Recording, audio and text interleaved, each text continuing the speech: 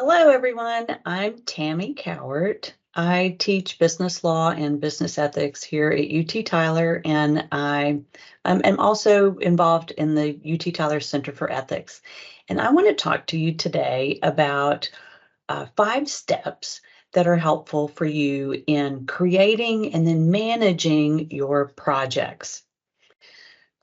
So, first of all, I think what's really important is for you to understand what is your goal?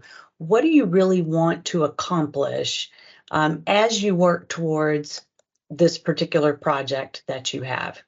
So, in order to understand sort of what is your goal, it's in the beginning important to understand what is the need. What need are you trying to meet? And we'll take an example of a campus beautification project, let's say. So, if you think, oh, I think it would be great if we engaged in a project where we wanted to beautify things on our campus. You might sit down with others in your group and look around and say, well, our the grounds around our building don't look very nice, and so there's a need. We want students or faculty and others and around the school to feel like it's a pretty place to come. So that may be the need that you identify. And then secondly, what is the scope? So are you just going to focus on the high school, or are you going to have a little larger scope? Maybe you're going to focus on the elementary school and the high school. Maybe your scope is actually even larger than that, and you think, well, we want to do a beautification project in our city. Or do you want to do something on a state level, or maybe even on a national level, if you're really ambitious? So it's important to understand what is the scope of your project. Then the third piece in this first step is determining who needs to be involved. And so there are some things that you may decide to engage in where you may need additional people involved. So you may need, for our campus beautification example, you might need someone who's involved in groundskeeping. Maybe the school does have a landscape company, so you would need to involve them. If you're going to be digging holes, then there may be water lines involved. And so you might need to contact city utility officials to ask for their input. Where are the water lines? So it's also important when you're defining your goal and what you want to do to know who needs to be involved. And then finally, as we get to the end and we talk about measuring our outcomes, you need to know who's going to benefit from this. And so again, that's going to depend on the need and the scope. And when you look at, is this going to be just for the school? Is just going to be for, is it on the playground, let's say at the back of the school? Because then, maybe fewer people will benefit. If you're going to do campus beautification at the front of the school, then maybe you'll have a greater number of people who could benefit from your project. Secondly, once you've determined what the goal is and who needs to be involved, then you need to create some action items for that. So it's good once you understand sort of what your goal is to have a brainstorming session with your group for ideas. Everybody sort of come up with, okay, if here's our goal and here's the scope and we know who needs to be involved and we know who's going to benefit, then what are some ideas to implement our goal? What will be done? What are the steps that we need to take in order to accomplish some of those ideas? Sometimes that will help you determine, well, this idea is a good idea, but it's going to be very difficult for us to accomplish, maybe within the time frame that we have, within the school year, for example. Who's going to do it? So this is when, whether it's, manpower, do you need someone if you're going to make a pond or a fountain? That's an idea. Who's going to do that? Well, you would need somebody on the outside, probably, right? Somebody out in the community, a contractor, for example, because probably none of the students in your group are going to have access to a backhoe or a bulldozer or anything like that that could do something like installing a fountain. And then also, when does it need to be completed? So is there a time frame?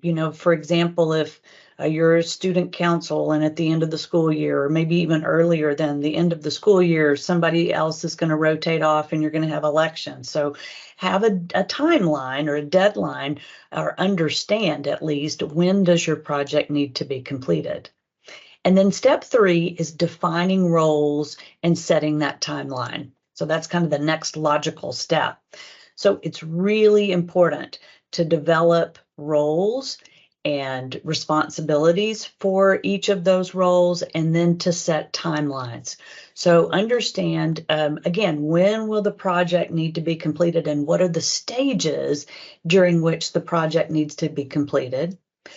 Define who's responsible for each of those steps. So you may need a chair, someone who's going to oversee each of the steps and make sure that each of the different component parts are being completed in a timely manner. You may need someone to do recruitment, to go out and try to recruit people to work on the project, to show up on whatever day it is you're going to plant the flowers for the campus beautification project. You may need somebody else then to do outreach. So maybe you want to have someone who goes out and asks for donations from people in the community to donate towards flowers, or maybe donate goods in kind. So you go to the local nursery and ask if they can donate. Do you maybe go to one of the local landscape companies and ask if they can donate some tools to help you complete your project, or maybe show up and help you know how to complete your project. And then set checkpoints for progress. So those could be monthly or weekly or bi-monthly, where you have a meeting or you have some kind of a check-in, so that each person within a role is reporting to the chair about, this is what I've done, this is what's been completed, this is what needs to be done.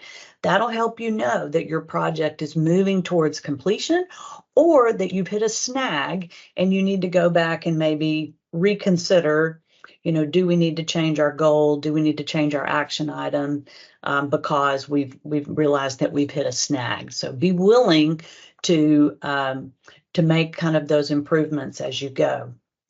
So you want to be able to launch the project, then complete those tasks, and then when we get to the end, we will complete and measure those. So step 4 is very important, and that's communication. Sometimes we forget that we need to be communicating our plan with our stakeholders, and our stakeholders are just any group of people that may have an interest or a stake, we say, in what's going on in the project.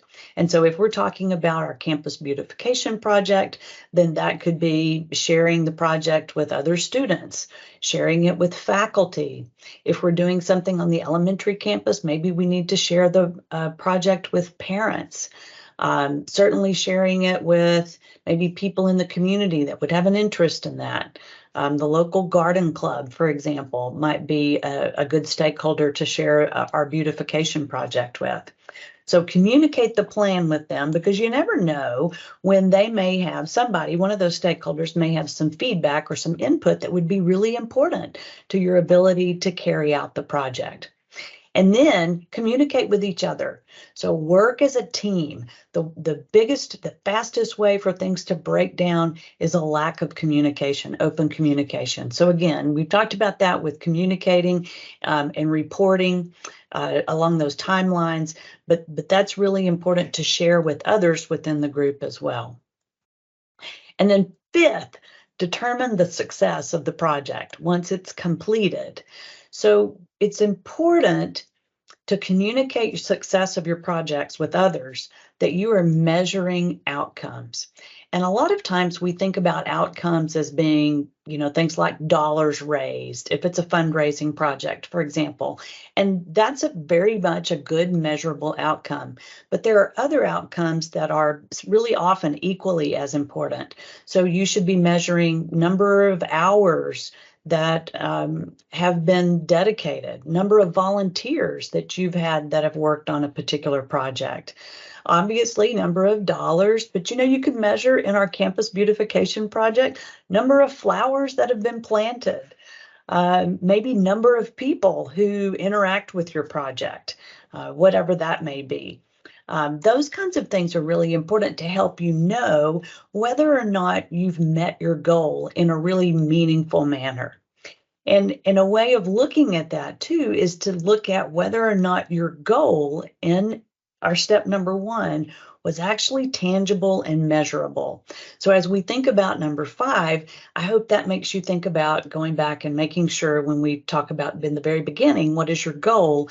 Is your goal something that is tangible and measurable? So if we think about our campus beautification project, you know, if it were a very lofty goal of I want to create more peace and harmony on the campus, that's going to be very difficult to measure, whether you're creating peace and harmony on campus. But if you say we want the campus to seem more peaceful, so we're going to make it more beautiful by planting flowers or plants around our campus, then we get to something that's a little more measurable than, you know, we just want peace and harmony. Again, very admirable things, but from a project standpoint, we want it to be something that's tangible and measurable. And to do that, we've talked about some ways of measuring, but we can also do things like surveys. Surveys are a great way to measure our success with projects. At the Center for Ethics, we do surveys all the time. If you participate in things with us, we'll ask you to give us feedback for surveys. So that also helps us know whether or not we're you know, when we set out a goal for a project that the Center for Ethics has, whether or not our project has meaningful and useful and tangible results as well. So surveys measure time passed, money raised, hours spent, number of people who are affected, all of those kinds of things. And then once you've done that, it's important to communicate those results back to your stakeholders. So we talked about at the beginning, talking and figuring out who's going to benefit from that. Communicate those results back to the people who have been affected by your project. So a newsletter, a social media post, those kinds of things are very easy ways for you to talk about the success of your project. Now, it's time to work together to create your own plan for your campus or your community. So think through those 5 steps that we've talked about and come up with a project that you can complete over the next few months, and then you'll record a 10-minute presentation about your plan. Be creative in the way that you present the information to us, because we'll watch them when we all come back together in the spring. Make sure your presentation is professional, not that everybody has to wear suits, but use good lighting and a good background and speak clearly for us so that we can hear you. And you'll be invited back to campus in the spring to present your project and the outcomes of your plan. And we really look forward to seeing all of them.